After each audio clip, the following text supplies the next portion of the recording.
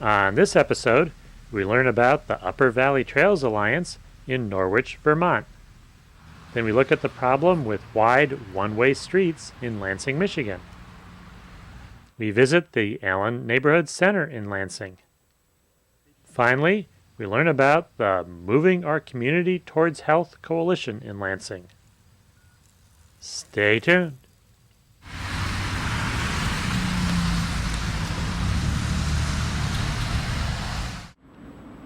We're in Norwich, Vermont, talking with Mariana McKim, who's Assistant Director of the Upper Valley Trails Alliance. What is the Alliance? The Trails Alliance is a coalition of about 100 trail groups, traditional trail groups, and it's also the lead organization in the Trails for Life Partnership, which is one of the Active Living by Design grantees. There are 25 grantees around the country who received grants from the Robert Wood Johnson Foundation to explore ways of encouraging people to incorporate physical activity into their daily lives. So before you got the grant, what had you been up to? Well, we were, as I said, we started in 1999. We were a coalition of traditional trail groups, so groups that did anything from leading hiking trips to doing trail work, organizing trail days, and every year we coordinate the local activities for Upper Valley Trails Day, National Trails Day, in June. So those are the kinds of activities we were involved in prior to receiving the grant. You got the grant, have your coalition put together. Who else is in the coalition? The Dartmouth Hitchcock Medical Center here. Most of the local communities, City of Lebanon, Town of Hanover, Town of Hartford. We have a couple of other medical practices who are involved, and rec departments in all of the towns as well. There are also a couple of organizations such as the Upper Valley Land Trust and other environmental groups here. What activities have you undertaken for what you're going to be doing over the 5 years? Well, we have a number of different initiatives. One of them is that we lead the Upper Valley Bike and Walk to Work Day. We started organizing that last May, and we had a great participation in Hanover, and now we've expanded it to include about 6 towns with breakfasts in each location. We also have a prescription walking program at the Dartmouth Hitchcock Medical Center in internal medicine. And there the physicians will actually assess their patients, and if they feel that what's really missing in a patient's life is daily physical activity, they have a prescription form that they fill out for the patient. And that gives them some incentive to be physically active in their daily lives. Some of the other things we've worked on are livable, walkable community workshops in the town of Hanover. We've worked on a trails master plan for the City of Lebanon. And we've also organized some events in the winter on Lake Morey, which is in Fairleigh, Vermont, just a few miles up the road, where we have a 2-mile-long ice skating trail. And we have events there based around that trail where we introduce people to Nordic skating on the lake, which is great fun. Being in Vermont, you do have winter up here. We do. How do you tackle that problem to keep people from just going indoors and sitting in front of the fire or the television set all winter long? Well, it's certainly a temptation. One of the things that we were able to do was secure another grant from the Robert Wood Johnson Foundation for something called Winter Trails for Fun and Health. And that, with those monies, we were able to not only expand upon the winter events, the Winterfest and Skate-a-thon, which are 2 events in January where we have skating, ice skating, cross-country skiing, snowshoeing. We also introduce people to igloo building and other winter skills or traditional winter skills. These are day-to-day events that people can use to get an introduction to these activities they may never have tried before. And then this past year we had a pilot program for something we call the Passport to Winter Fun, which is a small booklet that kids can receive which lists activities and places where they can go to try winter activities. And they can get a stamp in their passport. If, for example, they go skating on Occam Pond in Hanover, or if they go over to Quechee and try climbing in an indoor climbing wall, they also can get a stamp for that kind of thing.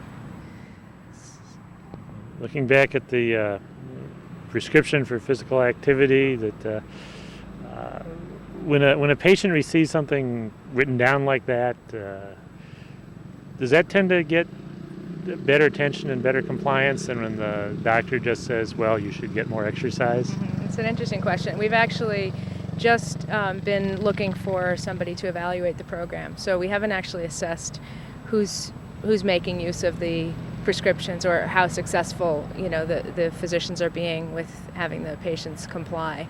But generally, we find that the response to the prescription form is positive. A patient often goes to the doctor's office expecting another prescription, and in some cases these are patients who are overweight and have not been active in a long time, and they suspect that they have some health issues to deal with, and they think that the answer is going to be a prescription for medication. And so it's kind of a pleasant surprise for many of them when they receive a prescription for just moderate physical activity. So that's just under evaluation. What role does evaluation play in the entire 5-year program? How important is that? Well, the Robert Wood Johnson Foundation has a program to track all of our activities, and so we're logging everything we're doing, and we report the statistics. In that sense, a lot of the reporting goes directly to the foundation because we're accountable to them. We have, at all of our activities, such as Bike and Walk to Work Day or Skate-a-thon and Winterfest, we always have evaluation forms, so we're getting feedback constantly from people who are involved in our programs, and that's pretty much what we rely on. We don't have the resources at this point to do a comprehensive assessment of everything that we're working on.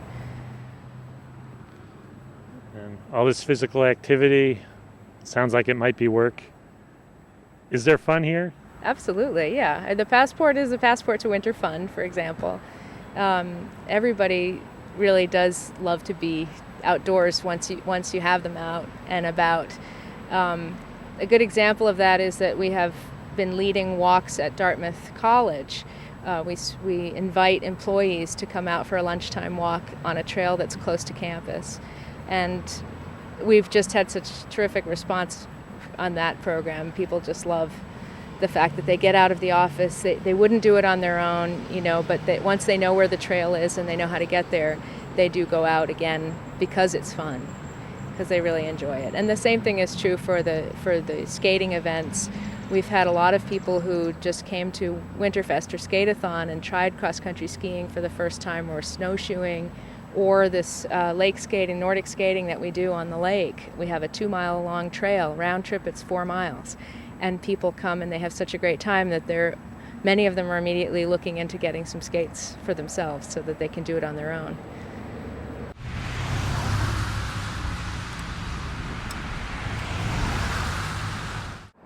We're in Lansing, Michigan, talking with Jessica Yorko. What is this road behind us? This is Grand River Avenue here behind us. How many lanes wide is it? Right where we're standing, we've got 6 lanes here. Is this typical of roads through Lansing?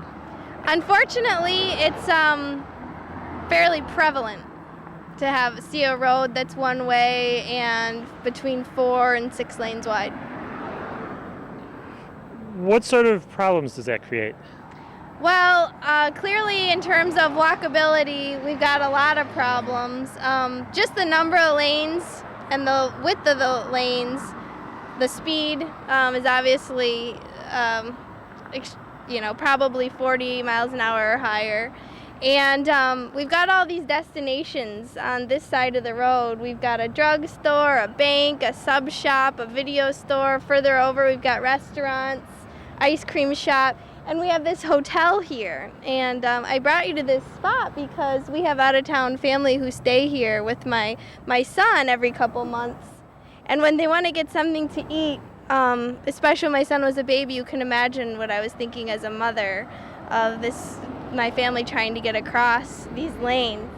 And they often ask me to drive them across the 6 lanes. Just to get across the street. Just to get across. They're from New York, so they're not used to this kind of thing, and they're not used to having to drive. So. What happens to a neighborhood when you have a road like this that's so unfriendly to pedestrians?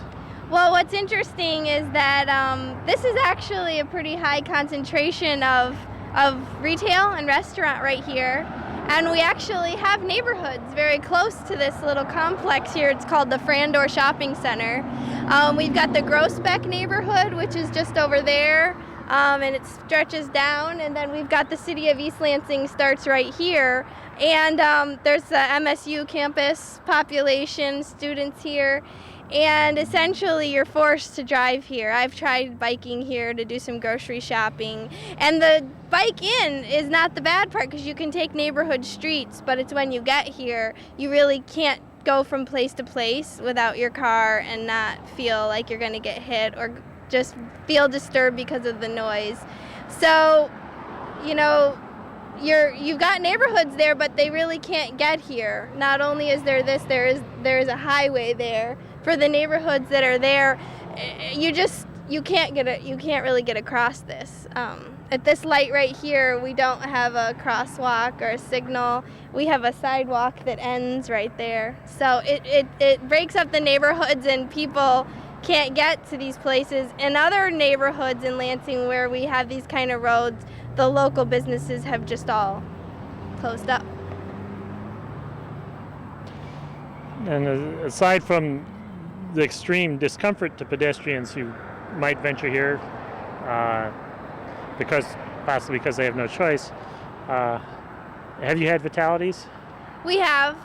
About a half a mile west of here, there were two little girls last winter who had gotten a reward from their school, reading reward to go get a treat at Burger King. And they lived in the neighborhood adjacent to the counterpart of this road, which is just south of here. And 4 or 5 lanes there, and they were walking, and they were hit, and one girl was killed, and the other was seriously injured. Who's responsible for these roads? Well, a lot of this is put in place through the state of Michigan's, the Michigan Department of Transportation. They had goals of getting people in and out of the capital city who work for the state and who previously people who worked for General Motors. General Motors has, ironically enough, closed most of its Lansing plants in the last couple years and is now out in the suburbs. And they wanted these lanes wide. They wanted a lot of lanes. They wanted them one way so that it was convenient. But a friend of mine always says, you know, we've traded what's good for us for what's convenient. And so this might be convenient in your car, but for what, you know, for people walking around or biking, it doesn't function that way. What can be done now that they've built these? Where do you go from here? Well, right now we've got some folks in the city of Lansing that are starting to do some traffic studies. MDOT, even though these are MDOT roads, they won't spend any money looking at how to return them to a neighborhood-friendly design. So the city of Lansing is sending people out to count the cars, to look at the speeds, and to make recommendations for road diets and road enhancements, taking out the number of lanes that we have, looking at other traffic calming measures. That said, MDOT has said they are not going to put in any of the money to do any kind of pedestrian-friendly design on these. There are enhancement grants that the city of Lansing will try to get where we can get those. But it's gonna be, so to speak, a long road because we've got about 10 pretty long roads in Lansing where we've got this type of design.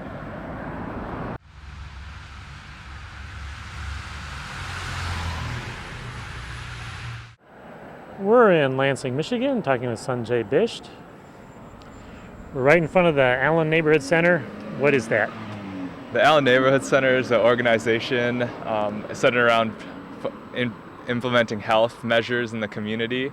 It's a grassroots organization meant to serve the neighborhood, and we have programs surrounding food access and health access for all the residents. This is a neighborhood that has a 29% poverty rate and 20% experience food insecurity.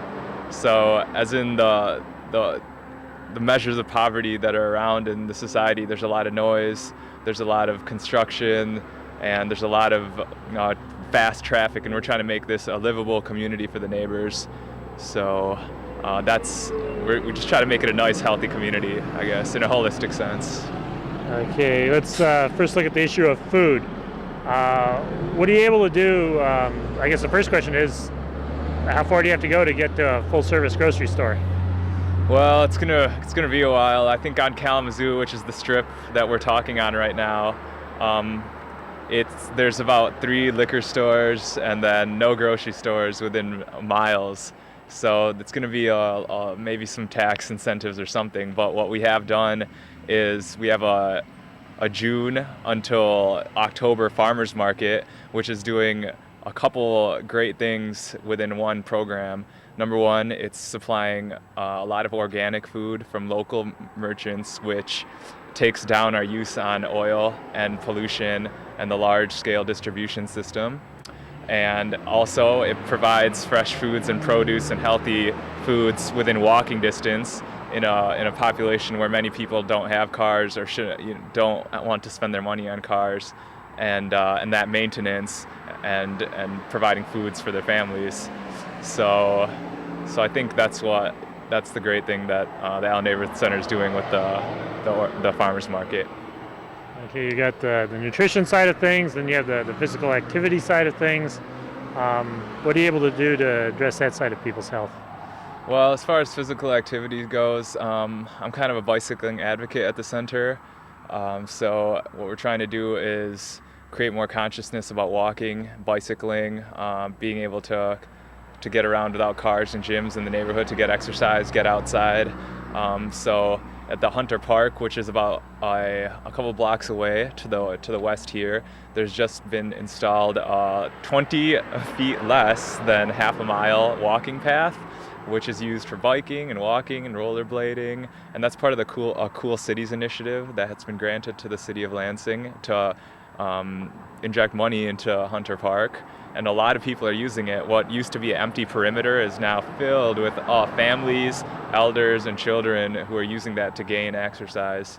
Additionally, we're using the Hunter Park to have October 7th Bike Day, where we're going to have a helmet giveaway. We're going to teach about hand signals, biking straight with the flow of traffic, and putting reflectors and lights on bicycles, which in a population with many immigrants and refugees and young people, they don't know about right now. So it's really a necessary thing and a positive thing. Now, how do you get input and feedback from the community, and then how do you connect with the city on the other end to get things accomplished? Well, if a community member has an issue or a concern about if they're trying to exercise or get access to something within the neighborhood, they may come to us, because the neighborhood center is a center point in the East Side neighborhood. So we'll take that input, and we have staff who is experienced from everything from economic development to food and nutrition. So somewhere in there we find somebody who can take the issue and present it to the proper authority. Our director also keeps us informed with the city happenings through meetings and emails, and so we usually relay that information that way. And if the city has a implementation, we'll also bring it to the center and have the appropriate personnel work on it, whether it be a grant or whether it be a program that is in the works through the university and the city. That's through Michigan State University and the city of Lansing. So we work in that way, from the bottom up and the top down.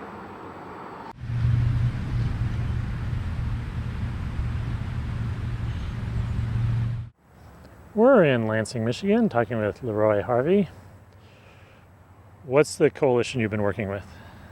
It's called Moving Our Community Towards Health, and it's a coalition that's supported by neighborhood groups, the county, local government, our local transportation authority, and others such as the League of Michigan Bicyclists to support a healthy community in a variety of ways.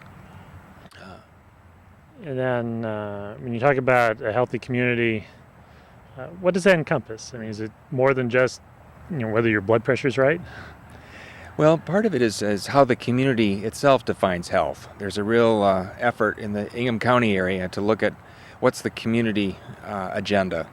And communities typically say that they want safe streets, they want access to good food, healthy food, they want access to resources, local businesses, entertainment, arts, green space.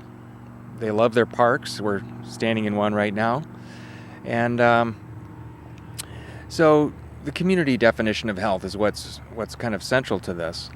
But it relates to the economy, housing, transportation, and a variety of issues. And you're dealing with a broad variety of issues. You brought together a rather broad group of diverse participants. How do you make all that work? How do you get things moving forward?